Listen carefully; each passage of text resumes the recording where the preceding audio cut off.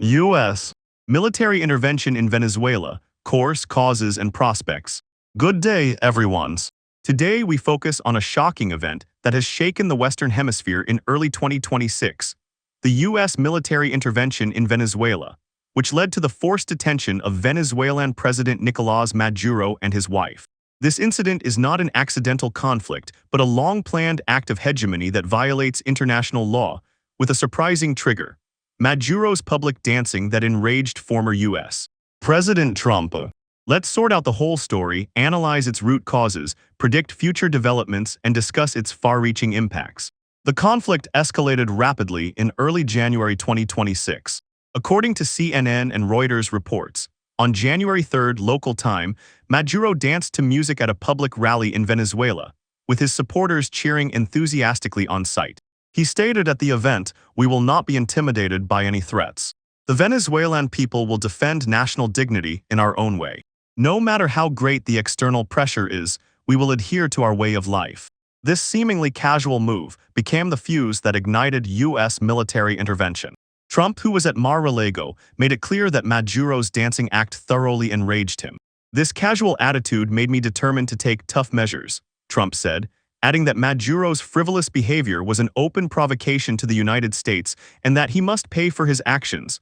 "We will not tolerate any form of mockery."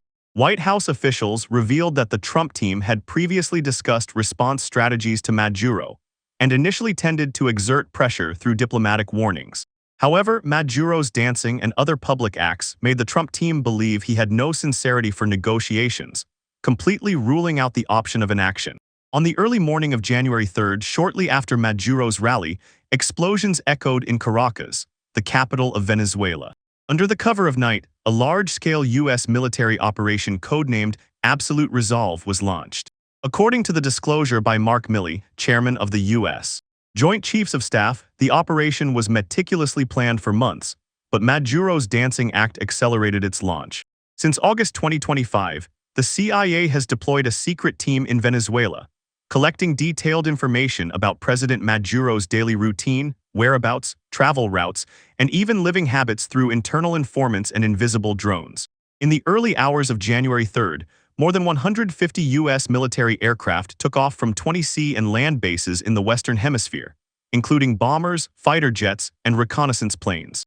Helicopters carrying assault troops flew at an altitude of about 30 meters above the sea to avoid detection, destroyed Venezuela's air defense system upon approaching Caracas, and launched an attack on the area around Fort Tiuna, where key military institutions and senior officials' residences are concentrated. During the operation, the U.S. troops encountered fire resistance, responded with overwhelming force, and eventually controlled President Maduro and his wife, who were then taken to the United States under the cover of fighter jets and drones. The whole process was watched in real time by U.S. President Trump and military generals at Mar-a-Lago. The operation caused at least 40 deaths, including soldiers and civilians, and led to widespread power outages and internet disruptions in Caracas. After the incident, Venezuelan Vice President Delcy Rodriguez assumed acting presidential duties, stating that Maduro is the only legitimate president of Venezuela, and demanding the immediate and unconditional release of the couple. On January 5th, local time, the National Assembly of Venezuela held a meeting, and current chairman Jorge Rodriguez was re-elected. In his inauguration speech, Jorge Rodriguez emphasized that Venezuela is committed to peace and will do its utmost to bring Maduro back to the country through all procedures and channels. The international community reacted strongly. The community of Latin American and Caribbean states held an emergency summit, condemning the U.S. act as a serious violation of international law and a dangerous precedent for regional peace. Countries including Colombia, Brazil, Ghana, and Namibia issued statements opposing external intervention, while the UN Security Council convened an emergency meeting to discuss the situation. Within the United States, some members of Congress criticized the operation as a violation of the U.S. Constitution, arguing that only Congress has the power to authorize military strikes, and questioning whether the president's decision was overly impulsive due to personal anger. Now, let's analyze the root causes of this military intervention. First and foremost, it is a strategic move to consolidate U.S. hegemony in the Western Hemisphere. After returning to the White House in January 2025, President Trump listed the Western Hemisphere as a top priority in U.S. national security strategy, aiming to strengthen and expand U.S. dominance in the region. Venezuela, located at the junction of the Caribbean Sea and mainland South America, is a key strategic outpost. By promoting regime change in Venezuela, the United States intends to establish a pro-U.S. government, turning Venezuela into a military influence point to control the Caribbean region and South American hinterland, and build a buffer zone to maintain its hegemony in the Americas. This is an upgraded version of the Monroe Doctrine, as Trump openly claimed that his administration has surpassed the Monroe Doctrine and will dominate the Western Hemisphere permanently. Maduro's Dancing Act, which Trump regarded as a challenge to U.S. authority, became a perfect excuse to accelerate the hegemonic plan. Second, the greedy desire for Venezuela's rich natural resources is a crucial driver. Venezuela holds the world's largest proven oil reserves, about 304 billion barrels, and its heavy oil is of great significance to U.S. refining enterprises. For a long time, U.S. sanctions have led to a sharp decline in Venezuela's oil production, and most of its crude oil has been sold to Cuba, China, or on the high seas, which undermines the interests of U.S. oil companies and the U.S. strategy of subverting the Venezuelan government through energy sanctions. Trump admitted that the U.S. goal is not only to respond to provocation, but also to safeguard core interests in the region, and controlling Venezuela's energy resources is an important part of it. After the military operation, Trump clearly stated that large U.S. oil companies will invest billions of dollars to repair Venezuela's oil infrastructure, exposing the U.S. intention to control Venezuela's energy resources and reshape the global energy pattern. Third, the long-standing conflict with Venezuela's left-wing government is another important factor. Since Hugo Chavez came to power in 1999, Venezuela has maintained a left-wing government, allied with Cuba and Nicaragua to oppose U.S. hegemony, and was slandered by the United States as part of the evil communist triangle. Chavez's opposition to the U.S. proposed free trade area of the Americas shattered the U.S. economic strategic layout in Latin America. After Maduro was re-elected in 2019, the United States and more than 50 Western countries refused to recognize his government, supported the interim government of Juan Guaido, and imposed severe sanctions. As Maduro gradually stabilized his ruling foundation through reconciliation talks with the opposition and Guaido was dismissed, the U.S. lost patience. Maduro's Dancing Act, which was seen as a show of defiance, made the United States finally resort to direct military force. Fourth, Trump's personal political needs and emotional factors played a catalytic role. As John Bolton, Trump's former national security advisor, put it, Maduro's dancing was dancing on the edge of Trump's bottom line. Seeking to consolidate political support, Trump used the military operation to show a tough foreign policy stance, cater to domestic conservative forces, and divert attention from domestic economic and social problems.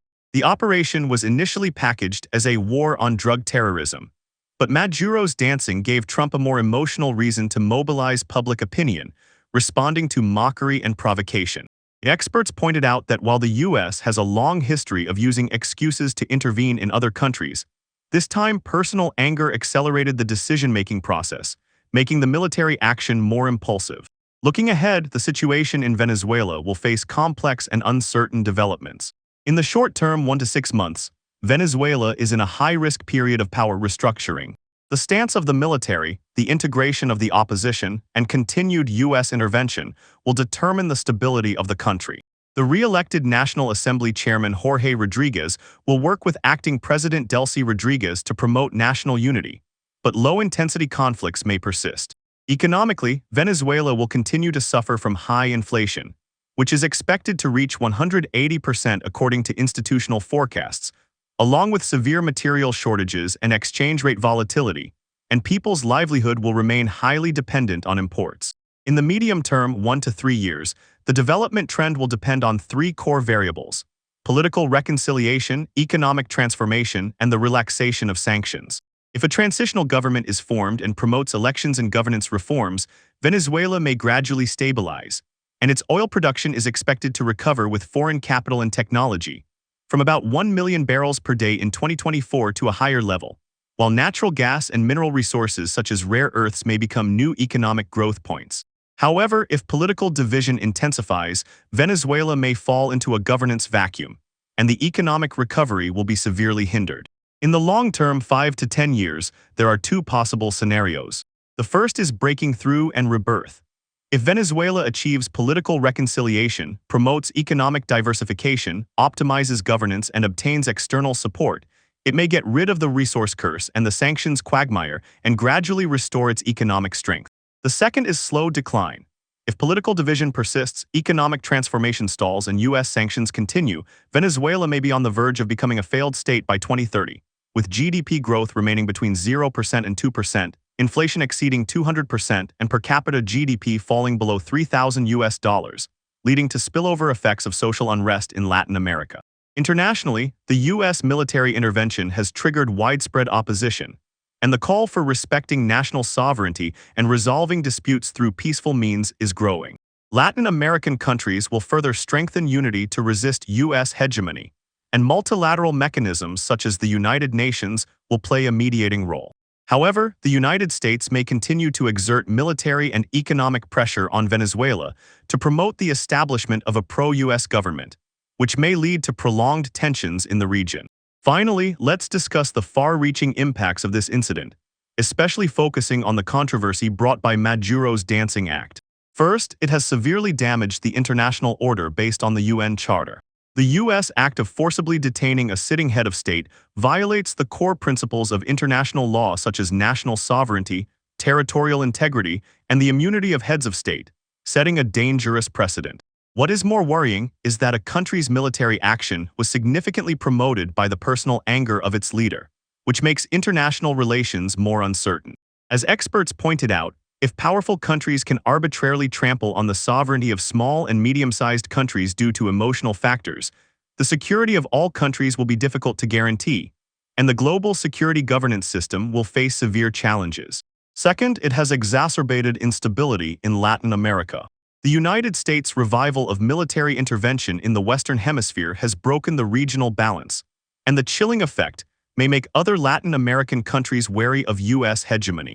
Maduro's dancing, which his supporters regard as a way to encourage the people and show national vitality, was interpreted by the United States as a provocation, reflecting the huge cognitive gap between the two sides and making regional reconciliation more difficult. Third, it has impacted the global energy and economic pattern.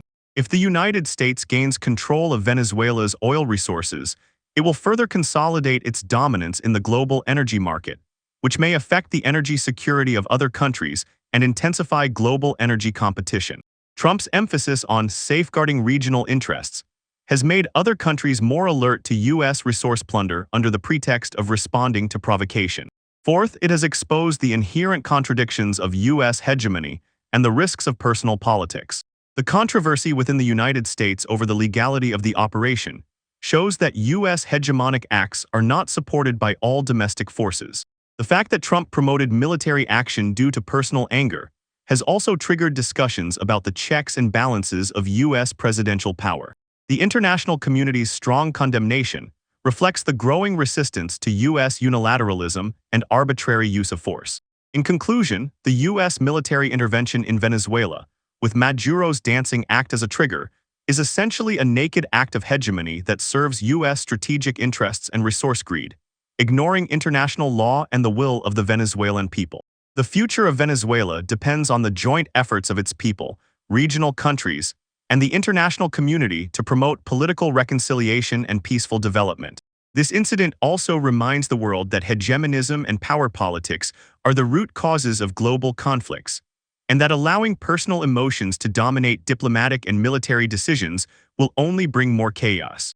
Only by adhering to the purposes and principles of the UN Charter, respecting the sovereignty and territorial integrity of all countries, and resolving disputes through dialogue and consultation can we maintain world peace and stability. Thank you.